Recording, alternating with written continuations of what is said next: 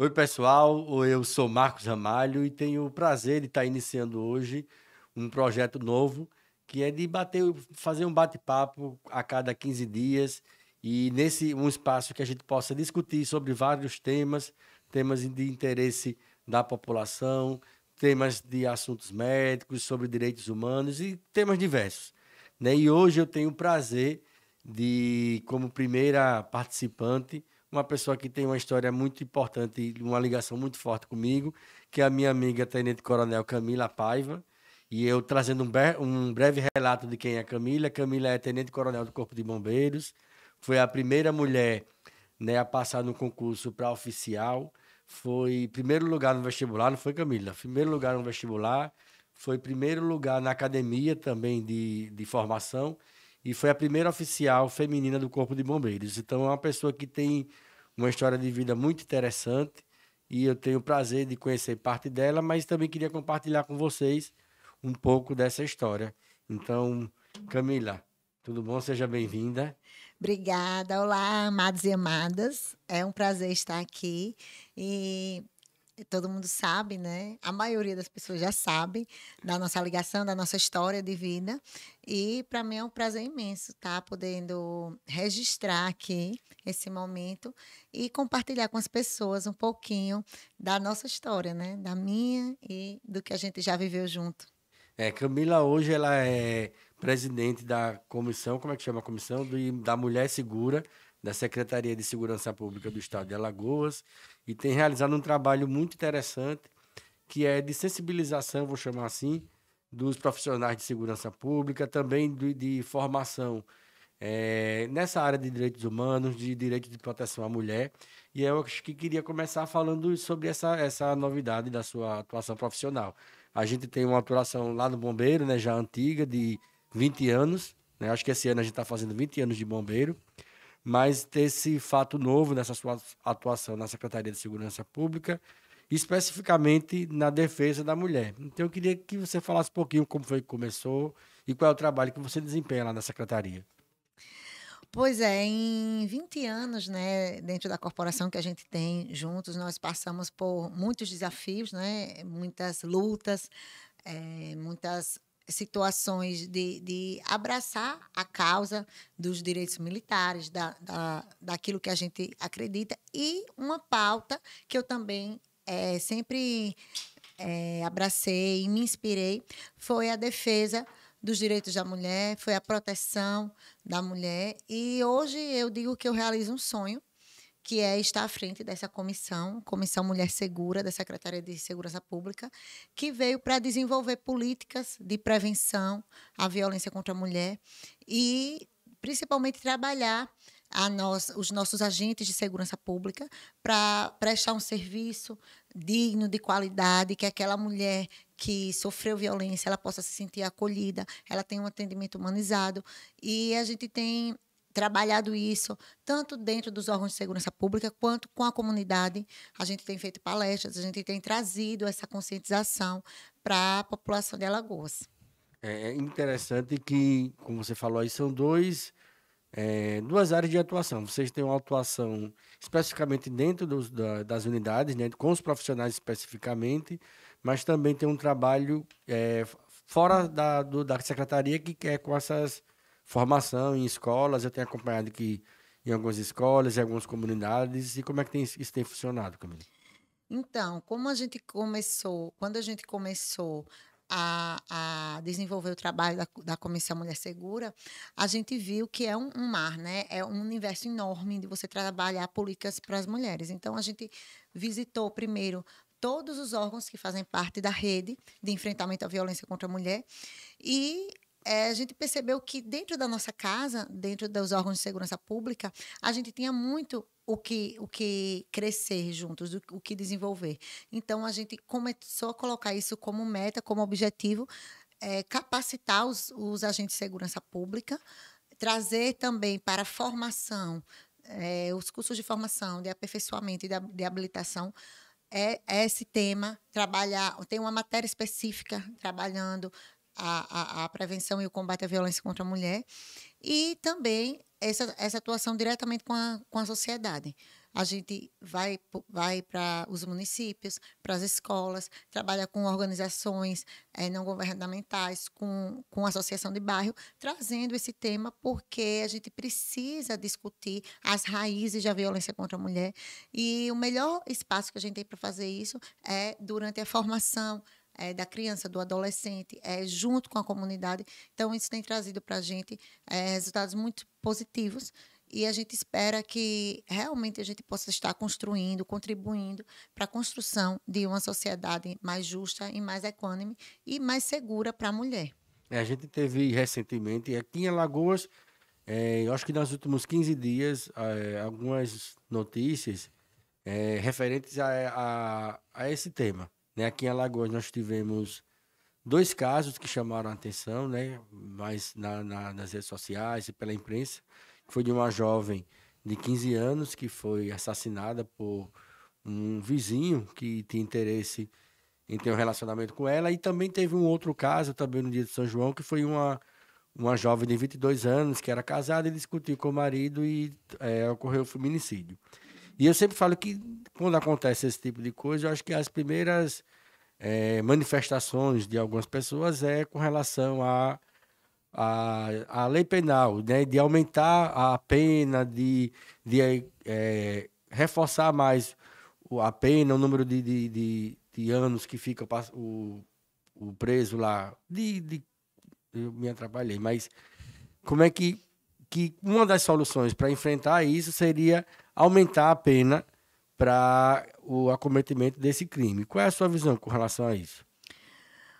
Na verdade, quando a gente vai estudar a origem da violência contra a mulher, a gente entende que o que a gente precisa trabalhar é justamente a formação da cultura machista que predomina e do sistema patriarcal que existe no Brasil. A gente está só discutindo a questão das penas, da rigorosidade da pena. A gente tem uma das leis mais modernas e mais completas aqui no Brasil, que é a Lei Maria da Penha, e que inclusive, é um caso esdrúxulo, né? Porque a Maria da Penha ela sofreu a violência. Ela sofreu vários tipos de violência, mas a pior delas, que foi que ela foi baleada pelo esposo, ela sofreu em 83 e ele só foi condenado 19 anos depois, em 2002, por uma pressão externa dos órgãos internacionais. Mas a gente conseguiu fazer, graças a essa luta da Maria da Penha e de várias mulheres ativistas, a gente conseguiu construir uma legislação muito completa. Então, não é só questão de legislação, porque quando a gente discute só a aplicação da lei, só a rigorosidade dessa aplicação da pena, a gente esquece que a gente está só focando no final. É como se a gente tivesse sempre um formigueiro, saindo formiga, e a gente tivesse lá batendo, matando as formigas. Mas enquanto a gente não mudar a educação, essa estrutura do sistema patriarcal, esse machismo estrutural, a gente não vai conseguir mudar essa sociedade. Então, o que a gente precisa fazer é trabalhar na educação, na conscientização, na mudança desse paradigma em que a mulher é vista como propriedade do homem, que se ela não quiser dar continuidade a um relacionamento, o homem não vai ficar comigo, não vai ficar com mais ninguém, então eu posso matar. A partir do momento que a mulher passa a ser propriedade dele, a gente tem propriedade sobre uma xícara, sobre um carro, sobre um celular, aí é meu, aquilo é meu, eu posso fazer o que eu quiser, eu posso quebrar, eu posso doar. Então, a visão da mulher se tornar uma propriedade do homem, um objeto do homem, ele poder fazer com ela o que ela quer, é o que tem que enseja toda essa cultura de violência. Então, a gente precisa trabalhar isso para que a gente realmente reduza esses índices de violência contra a mulher. E, assim, atacar a causa. Né? Eu Exatamente. acho que o que a gente sempre escuta com relação ao Código Penal é já depois que acontece, né? E aí, depois que acontece, precisa, como é que eu faço? Aumentar o rigor da lei, aumentar a pena, mas já aconteceu, né? Já aconteceu. O que a gente precisa pensar também é o que a gente vai fazer para que isso não venha a acontecer, né? Eu Exatamente. acho que a formação, né, nas escolas, a mudança da cultura, eu acho que Eu estava conversando com um colega hoje sobre isso e ele também trabalha na área da segurança pública. Ele disse assim: Ramalho, mas já foi muito pior, né? Já foi muito pior. E segundo ele, a visão dele é que isso ainda ia demorar muito a mudar, né? Então, é um trabalho que talvez seja muito difícil, mas que eu acho que também não tem outro caminho, né? Aumentar a pena de quem comete não vai trazer a vida daquela mulher ou não vai repor algo que ela tenha sofrido. O que a gente precisa é impedir que isso venha acontecer. Exatamente. A gente vê que se a gente não trabalhar isso nas escolas, na formação, no nosso cotidiano, eu até brinco, né? Porque quando a gente, né, vai falar como é que a gente prepara os nossos filhos, o nosso filho homem e a nossa filha mulher, e eu sempre digo, como é que a gente está formando essas crianças? A gente reclama tanto da sociedade ser machista, mas a maior parte da educação ainda dos filhos fica a cargo da mulher. Então, se a mulher que passa mais tempo com os filhos, que tem maior contribuição na educação, se a gente ainda está com essa sociedade tão machista, a gente tem que fazer a nossa meia-culpa, a gente tem que dizer onde é que a gente está pecando, porque a gente sabe que a mulher ela reproduz o machismo porque ela foi criada também. Eu sempre digo isso, né? Que o machismo é uma piscina e que estamos todos nós dentro dela, né? Mas alguns estão molhando os pés, outros molhando o joelho, outros estão com água até a cintura, outros com água até o pescoço, outros estão completamente mergulhados. Então, é um processo. A gente precisa sair dessa piscina.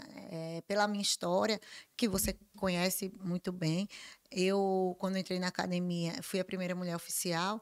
E a primeira coisa que eu ouvi lá dentro da academia foi que, Camila, não dá para você ser assim. Esse seu jeito, você não pode ser desse jeito. E eu não entendi aquilo, né? Tinha uma amiga minha que já tinha sido militar, eu tinha 19 anos, muito nova, não entendia nada, e ela disse assim para mim, Camila, amiga, você não pode ser assim. Eu falei, por quê? Ela disse, porque mulher no quartel ou é puta ou é sapatão.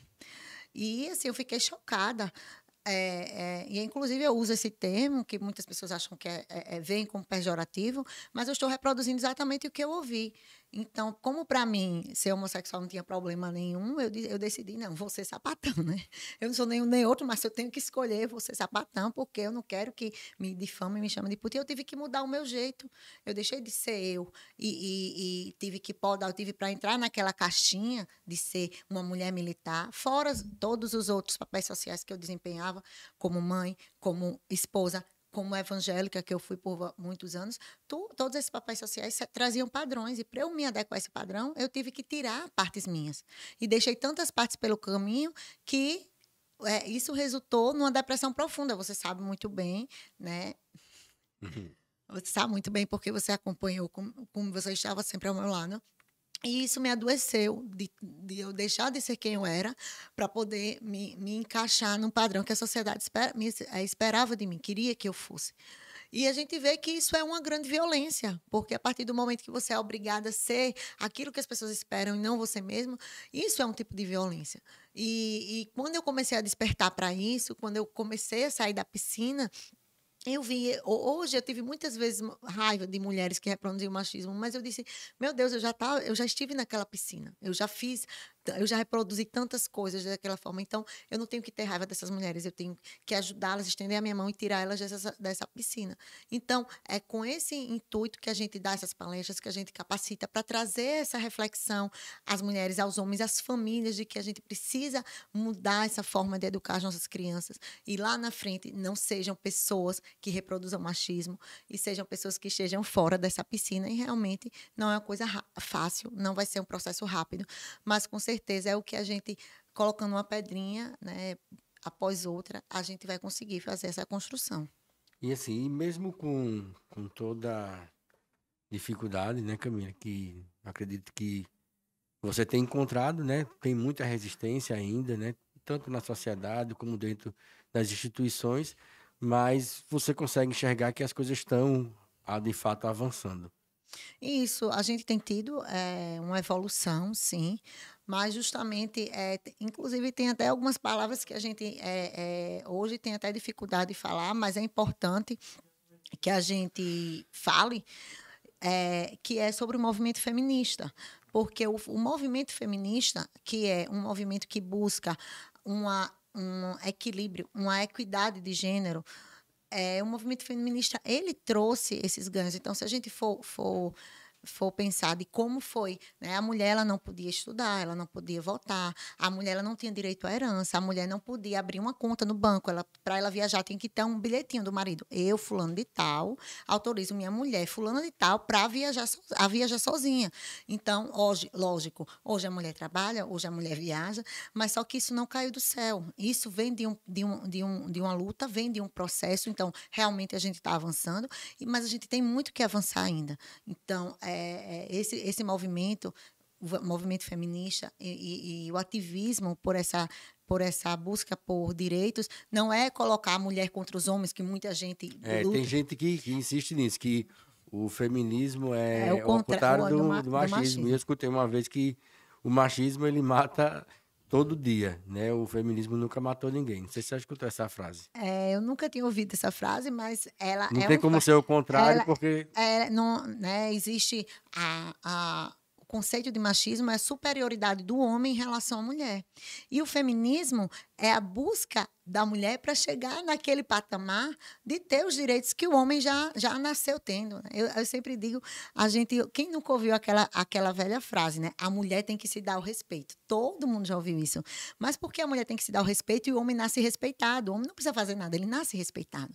Então, é a mesma coisa dos direitos, porque o homem nasceu com todos os direitos e a mulher, ela teve que lutar. Muitas mulheres perderam a sua vida, muitas mulheres elas foram presas, violentadas, mortas, assassinadas, queimadas vivas, para que hoje eu pudesse estar aqui, para que hoje eu pudesse ser uma tenente-coronel. Então, isso vem de todo um histórico em que a mulher ela não podia ocupar os espaços e que foram essas mulheres organizadas que deram início ao movimento feminista. Então, toda pessoa que entende que numa sociedade o homem e a mulher eles precisam ter a mesma igualdade de direitos, de respeito e de oportunidades, isso é o conceito do feminismo. Então, qualquer pessoa na sociedade que apoia isso, ela está apoiando o movimento feminista. E se a gente continuar a mudar essa visão da sociedade, a gente vai conseguir realmente trazer uma realidade para a mulher de equidade, de direitos, de respeito e de oportunidades. E é isso que a gente luta. O feminismo, ele trabalha em cima dessa visão. Camila, a gente estava falando sobre... Eu falei que você tinha sido a primeira oficial feminina, foi a primeira da academia, mas teve um fato que eu acabei esquecendo. Que você também foi a primeira mulher a presidir uma associação militar aqui em Alagoas, não foi? Eu me lembro, eu era presidente da associação e eu tive que me afastar e você assumiu a presidência. Eu me lembro que na época foi a maior falatório, né, a maior revolução, porque até então não existiam mulheres sentando na mesa de negociação para negociar as pautas da categoria, né? Sempre era uma mesa composta totalmente por homens. E você foi a primeira mulher a presidir uma associação. E aí, conta pra gente como foi isso. Isso é a nossa história. E eu vou me emocionar de novo, porque você sabe que foi você que me inspirou. Eu sempre tinha você como um modelo, uma referência de luta por direitos humanos, de luta por equidade, de luta por melhorias. E por muito tempo eu não podia me envolver nas lutas de classe, porque os meus filhos eram pequenos, né? E eu sempre via você lá, sabe? Você passava horas... Eu lembro trabalhando no gabinete do coronel Glaucio, então comandante, e você ficava lá de 2 até 6 horas da noite esperando para falar, para buscar melhorias para a tropa, para buscar avanços, para que a praça ela fosse tratada de uma forma digna e justa. E aquilo, assim, me inspirava muito. Então, quando eu comecei a me envolver na luta de classe, foi com essa inspiração, tendo você como referência. E eu comecei essa caminhada por sua causa.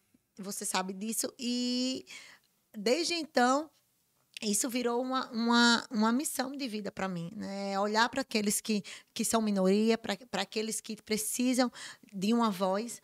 E a gente começou nessa luta. E aí, em 2014, eu assumi a presidência da Associação dos Bombeiros Militares. E foi a primeira vez no Brasil que uma mulher ela estava presidindo uma associação militar mista, porque já tinham mulheres da associação de mulheres, né? Mas uma associação Que é de militar. oficiais e praças, no caso do Isso, bombeiro, né? isso. Então, é muito significativo, porque numa instituição em que 90% ela é composta por homens, você tem uma mulher em que aqueles homens veem aquela mulher como uma líder, como alguém que reflete os seus anseios como um espelho para eles, isso é muito significativo. Então, quando eu tive essa oportunidade de ser escolhida, de ser eleita a presidente da Associação dos Bombeiros, aquilo foi um marco na minha história e me inspirou cada vez mais a gente continuar lutando juntos, né? E depois daquilo ali teve outras experiências a nível nacional. Acho que aquela foi a primeira, né? Onde você passou a presidir a ABEMAL. Mas depois daquilo ali foram surgindo outros movimentos a nível nacional, inclusive, Isso, liderança de outras. Foi pensado em criar uma entidade nacional de isso. bombeiros ou de militares, não me recordo agora. Mas aquilo ali foi o primeiro, eu me lembro que ficou marcado a nível nacional a sua passagem pela presidência. E aquilo ali motivou outros estados à participação da mulher. A mulher que sempre nunca participava do movimento, a gente tinha algumas exceções. Eu me lembro de Sandra Márcia, Isso. que já participava da associação, mas exercendo a liderança a gente não conhecia. Tinha uma sargento também do Rio Grande do Norte, que eu não me recordo agora, mas eram casos isolados. E eu percebi que depois daquele episódio, mais mulheres começaram a participar e buscar por melhorias, tanto para a classe, né, como um todo, mas também melhorias internas nas relações de trabalho, e essa foi a visão que eu passei a ter desde aquele momento, desde 2014, e eu acredito que isso vem evoluindo muito, né? Exatamente, porque como eu já disse, né, como a nossa sociedade ela é estruturada em cima, né, do sistema patriarcal e da cultura machista, dentro das instituições, dentro do ambiente de trabalho, seja instituições de segurança pública ou qualquer outro tipo de empresa, porque ainda predomina o homem sendo o personagem que ocupa a maioria dos espaços de poder, então a mulher ela sempre fica sendo vista de uma forma de subserviência e muitas vezes é alimentado pela nossa própria educação. Eu sempre falo sobre a questão religiosa, não questionando, claro, a fé de ninguém, mas as interpretações que foram dadas que subsidiam isso. No caso, que a mulher ela nasceu de uma parte do homem, né? O homem nasceu todo inteiro e a mulher é uma parte, ela não existiria sem um homem. E quando ela foi criada para ser uma ajudadora, uma auxiliadora. Então, quem tem um auxiliar, quem tem um assessor, é o chefe, é quem manda. Então, quando eu coloco no consciente coletivo essa visão de que a mulher ela nasceu para auxiliar o homem, eu estou sempre colocando a mulher numa situação de subserviência e subordinação ao homem. Então, quando eu alimento essa cultura, eu levo isso para as instituições, eu levo isso para a empresa, e isso associado à questão da objetificação da mulher, qual é o resultado? O resultado são assédios sexuais, são abusos, são situações que levam a mulher para juntar essa questão de ser um objeto sexual do homem, de ser uma propriedade do homem e de estar sempre no papel de subordinação. Então, isso reflete como é que a gente tem, muitas vezes, essa violência contra a mulher no ambiente de trabalho, num ambiente institucional. Então, quando aconteceu a gente assumir pela primeira vez uma associação mista, como foi a ABEMAL. Depois disso, a gente, como você falou, foram surgindo outros movimentos. Um desses movimentos foi esse, o combate ao abuso sexual, foi esse o combate ao assédio. E a gente conseguiu se organizar estamos para criar uma associação, que é a Associação Somos Todas Marias, justamente, e eu fui aclamada como presidenta, e estamos caminhando justamente para que a gente trabalhe esse tipo de violência, que é a violência contra a mulher dentro do ambiente de trabalho, a violência contra a mulher no ambiente institucional. E assim, a passagem nossa, né? Eu falo nossa porque a gente passou boa parte desse processo junto.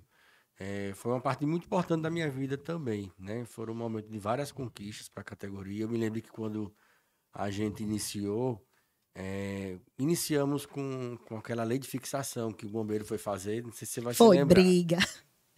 que era as praças de uma porta da Assembleia pedindo para não aprovar uma lei, foi uma lei que criaram para que criava 3 vagas de coronel e 3 vagas de cabo. Eu me lembro que nem existia associação de ABMAL naquela época, e isso era eu, Maxwell e Rodrigo que começamos o movimento dentro do quartel para ser contra essa lei. E até então não tinha isso da praça, né, se organizar para ser contra algo que os comandantes tinham feito na época. E eu me lembro Isso que foi... era uma insurgência, era É. você bater de frente com o sistema. Como é que a praça vai questionar o oficial? E eu me então? lembro que foi uma situação que tem, lá na Assembleia tem 2 portas, né? Lá no plenário. E aí numa porta estavam as praças pedindo para não aprovar a proposta de lei de fixação, e nos outros estavam os oficiais pedindo para aprovar. E no final de tudo acabou que a lei foi suspensa durante 2 anos. Foi isso? Exatamente. 2 anos. Iam ter pouquíssimas promoções. Pouquíssimas promoções. Eram, se não me engano, 18 promoções, 20 promoções. A maioria era de oficiais na época, porque foram 2 vagas de coronel combatente e uma vaga de coronel de saúde. E eu me lembro que ficou 2 anos, não foi a lei suspensa. E só veio sair depois, 2 anos depois, no comando do coronel Glaucio, depois de ter sentado e ter feito, pactuado algo que fosse bom para toda a categoria. Que eu me lembro que foi a maior promoção que já teve no Bombeiro, que não conseguiu nem ser feita dentro do quartel, foi feita No ginásio no do ginásio do SESI, SESI, porque não né? cabia Como de não cabia de promovidas. pessoas que iam ser promovidas, né? E resultado dessa sua luta. E eu sempre digo que isso daí foi um marco na minha vida, porque a gente sempre via as praças numa situação de inferioridade em relação aos oficiais. E você, eu lembro que quando você era presidente da Associação dos Bombeiros, você estava ali, um sargento. Era cabo. Era né? cabo. Não, eu não me recordo, era sargento já. Era Né? sargento. Então, um sargento ser presidente da E o associação vice? era um coronel. Então, isso era esdrúxulo. Quando chegava na polícia militar, como é que... Aí diziam para o coronel, como é que você é comandado por um sargento?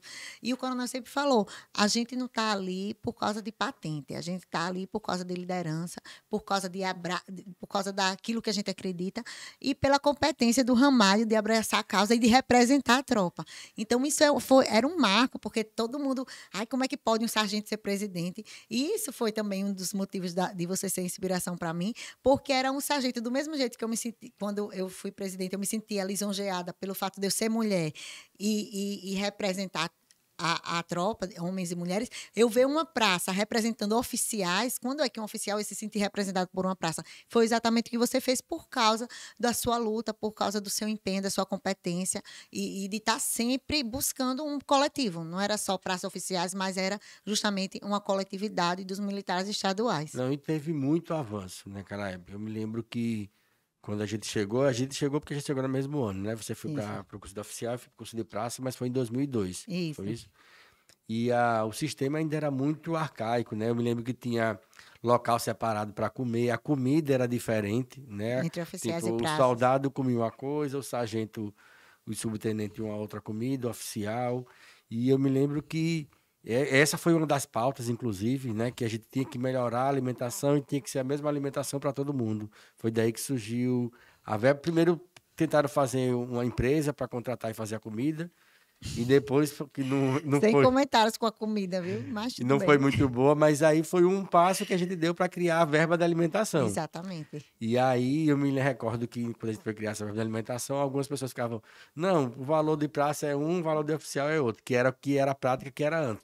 Toda taxa, toda a verba que se criava um valor diferente por categoria. E eu me lembro muito bem de uma fala que eu fiz que se a taxa, a verba se destinava para o mesmo fim, que era a alimentação, não tinha sentido de ser separado para oficiais e praças. E hoje é o mesmo valor, continua ainda o mesmo valor, né, para oficiais e praças. Foi uma quebra de paradigma. Foi, acho que foi a primeira, porque antes todas as que tinham antes, né, de verba Depois da verba de alimentação, que foi a primeira que por essa sua luta, que você abraçou também de dar um tratamento digno para todo mundo de maneira igual, teve depois a verba de uniforme E foi também. uniforme também, que foi também, que inicialmente a gente Era E pra... para você ver que a sua luta, mesmo você sendo praça, como eu falei, né? Mesmo você sendo praça, você nunca foi assim de só olhar para aquilo que lhe beneficiava, porque o fato da verba de alimento, a verba de de forma. uniforme, ela ser só para soldado de cabo, foi também uma luta sua que você levantou para que ela fosse estendida para os agentes oficiais. Então, isso E o mostra mesmo valor. e o mesmo valor. Isso também foi mais um marco, que a gente não via isso na corporação quando a gente entrou. Né? E hoje eu sei que todo mundo recebe anualmente essa verba de... De uniforme, exatamente. E tantas e tantas, tantos e tantos avanços, né? Que pode ser até que o pessoal mais novo nem imagine, né? Mas a gente acho lembra que, sem, que sempre que o foi mundo assim. sempre foi esse, né? Mas quando a gente chegou, da gente fazer passeata, da gente fazer acampamento, passar ali Na porta da Cefaz. na porta da Cefaz, na porta do palácio, o povo ir lá levar pão, levar um sanduíche e um bolinho, porque a gente disse, a gente só sai daqui. Com medo também do Bop chegar de madrugada, porque só acorda às 5 horas da manhã.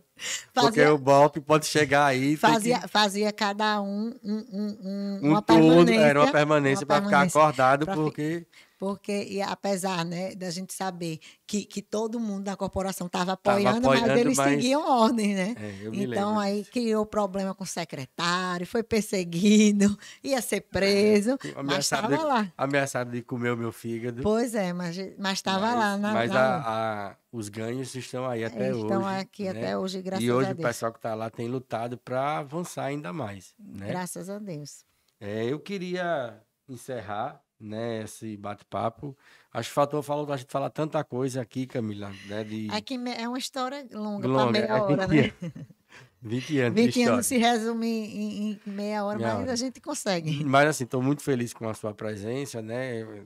Falar de você para chover no molhado, porque todo mundo já sabe da nossa relação, mas eu acho que esse bate-papo é importante para alguém que não conheça, alguém que ainda, né, não conhece essa história, passe a ter contato com ela, né, e se aprofundar, inclusive, né? Se inspirar também, porque acho que tudo que é avanço, tudo que é busca de melhorias, desperta no outro, assim como você despertou em mim, desperta no outro também esse papel que a gente tem, um papel ativo de Isso, de modificar a modificar nossa a realidade. realidade, exatamente. Então eu queria agradecer mais uma vez a participação da Camila aqui com a gente, né? Foi um momento muito esclarecedor para muita gente, um momento também da gente relembrar um pouco da nossa história. Então, mais uma vez, Camila, agradecer a sua presença aqui com a gente e esperar que em outras oportunidades você esteja aqui conosco. Eu que agradeço, eu tenho muita gratidão por você, por tudo que a gente viveu junto, como eu já disse, por ser inspiração na minha vida. E acredito que a gente trazer esse tema, essas discussões, só traz pontos positivos para que a sociedade também busque essa mudança de realidade junto com a gente. Então, fazer parte disso para mim é uma alegria. Parabenizar pela iniciativa desse projeto e agradecer também a todos que estiveram aqui. Isso, agradecer a todos que nos acompanharam até aqui. Então, se inscreve mais uma vez no canal e estão convidados para as próximas entrevistas. Tenho certeza que vai ser muito bom.